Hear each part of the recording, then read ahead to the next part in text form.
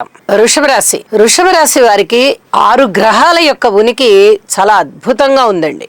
ఇది అసలు ఎంత చెప్పినా తక్కువే అన్నట్టుగా ఉంది. ద్వితీయ స్థానంలో గురుగారు బాగున్నారు.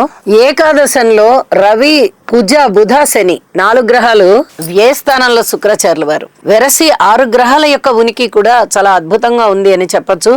ఎప్పుడైతే ద్వితీయం బాగుండి గురుగారి యొక్క బలం చేత, శని గారి యొక్క బలం చేత లాభస్థానం కూడా బాగుందో ఇక అస్సలు వెనక్కి తిరిగి చూసుకోవాల్సిన పని లేదు. అలా ఉంటూ ఉండగా లాభస్థానంలో మరి 3 గ్రహాల సంచారం కూడా కొనసాగుతోంది.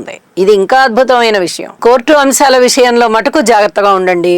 మిగతావన్నీ కూడా మీకు చాలా అనుకూలమైనటువంటి పరిస్థితులే ఉండబోతున్నాయి. ఆదాయం బాగా పెరుగుతుంది, కీర్తి ప్రతిష్టలు ఉంటాయి, కుటుంబ జీవితం బాగుంటుంది, ధనము వస్తుంది, అన్నదమ్ముల యొక్క సహాయ సహకారం అంతంత మాత్రంగానే ఉన్నా మీరు పెద్దగా ఆశ పెట్టుకోరు.